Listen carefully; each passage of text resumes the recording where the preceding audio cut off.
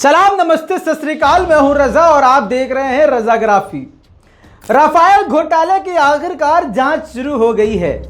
भाई भारत में तो हो नहीं सकती थी जांच शुरू, क्योंकि भैया घोटाला करने वाले ही जब सरकार में बैठे हैं तो उधर से फ्रांस ने शुरू कर दी है। हाँ, बता दूं आपको, फ्रांस सरकार के द्वारा अब एक जज नियुक्त कर दिया गया है जो इसकी पूरी जांच करेंगे, इस पर सुनवाई करेंगे। कुल मिला के कल तक फ्रांस जो नहीं मान रहा था कि नहीं घोटाला नहीं हुआ है, अब फ्रांस ने माना है कि घोटाला हुआ है और इसकी जांच जरूरी है और जांच के आदेश दे दिए गए हैं। दोस्तों, अगर जांच में कुछ भी सामने आया तो मोदी सरकार का बेहद करीबी इंसान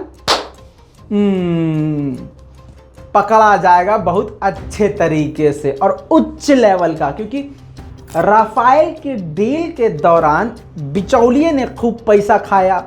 वो बिचौलिया भारत का था और भारत का होगा तो कौन से पार्टी का होगा?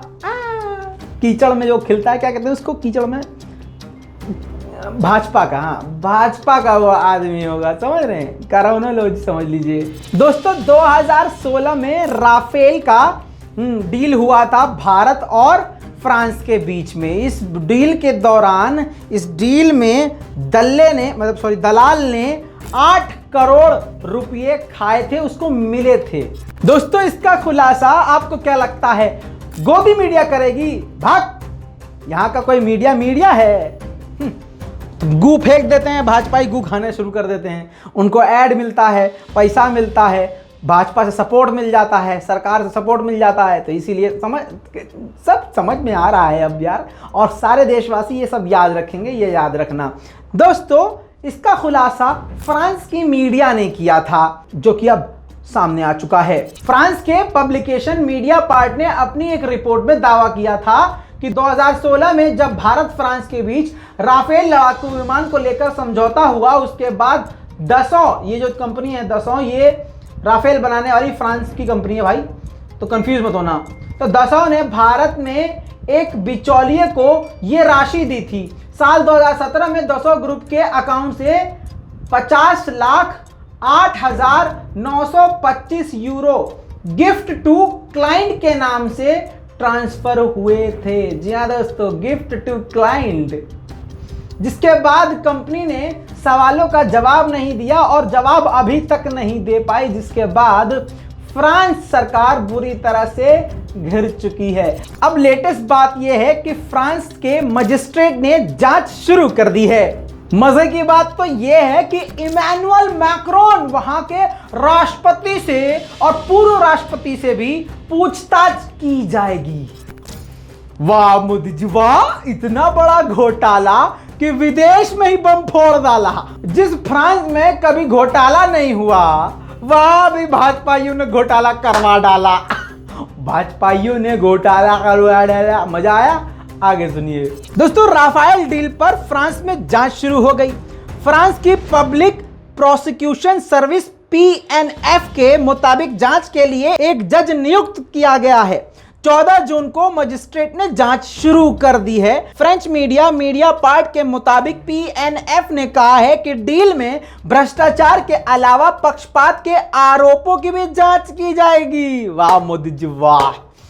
फ्रांस में काम करने वाले NGO शेरपा ने 2018 में जांच के लिए शिकायत दर्ज कराई थी, जिसके बाद मीडिया पार्ट ने इस मामले में लगातार रिपोर्ट पब्लिक की थी। हालांकि उस समय PNF ने जांच की मांग को खारिज कर दिया था। फ्रांस और भारत के बीच राफेल फाइटर प्लेन की खरीद के लिए 7.8 बिलियन यूरो की डील की गई थी। जांच के दौरान उस समय राष्ट्रपति फ्रांसवा ओलांद और उस समय वित्त मंत्री इमैनुअल मैक्रोन, जो अभी राष्ट्रपति हैं वहां के, हाँ, उनसे भी सवाल जवाब किए जाएंगे। इन दोनों के कार्यकाल में ही डील पर साइन किए गए थे। इस समय फ्रांस में विदेश मंत्री का पद संभाल रहे हैं और डील के समय रक्षा मंत्री रहे जीन येवेस ले ड्रियान से भी पूछताछ की जा सकती है। दोस्तों, कैसा लगा? दोस्तों, आपको बता दूं कि ये घोटाला बहुत ही बड़ा है, आपके और हमारी समझ से बाहर है। दोस्तों, आपको बता दूं, इंडियन एयरफोर्स को इससे ज़्यादा, कहीं ज़्यादा तादाद में राफेल जेट चाहिए थे, लेकिन बीजेपी ने उतने प्रोवाइड नहीं करवाए, और जितने भी करवाए उसमें अपना ज़्यादा एडवर्टाइज किया, जिसकी वजह से भैया घोटाला भी करना पड़ा। भाई घोटाला, भैया घोटाला छोड़ो यार, मेरी बात सुनो।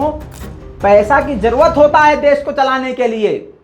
अरे भाई दूसरे के, अभी देखो चुनाव हार भी सकते हैं बीजेपी, तो भैया जब हार जाएगी बीजेपी तो एमएलए तो खरीदेगी ना, तो पैसा तो चाहिए होगा, तो पैसा तो कैसे भी करना पड़ेगा अरेंज। यही तो पॉलिटिक्स है। इंडियन एयरफोर्स को 200 से 300 फाइटर जेट चाहिए थे, तभी उनकी ताकत बढ़ती, लेकिन बीजेपी ने सिर्फ 36 यानी 36 फाइटर जेट की डील करी है। दोस्तों औकात पता चलती है ना, फर्जी राष्ट्रवादी कौन है इसी से साबित होता है। दोस्तों देखना अब यह है कि जांच की रिपोर्ट क्या आती है और जांच में क्या होता है। भाजपा सरकार के लिए अब ये बड़ी मुसीबत है, क्योंकि ये सोच रहे थे घोटाला हम करेंगे, यहाँ जांच हो नहीं सकती भारत में तो हम कुछ भी करेंगे, कुछ भी करते हैं, कुछ नहीं होता है। अब फंस ये गए हैं क्योंकि वो विदेश का मामला है। इसको ये भी नहीं बोल सकते ये हमारा आंतरिक मामला है। बुरी तरह से फंस गए हैं। देखना यह है कि इसकी रिपोर्ट क्या आती है, नजर बना के रखिएगा। जल्द लौटेंगे और भी बड़ी जानकारियों के साथ। लाल बटन दबाइए, चैनल को कीजिए सब्सक्राइब। नाम हमारा रजा, गोदी मीडिया की सजा। चैनल को कीजिए सब्सक्राइब, ऐसे ही आएगा मजा। जय हिंद।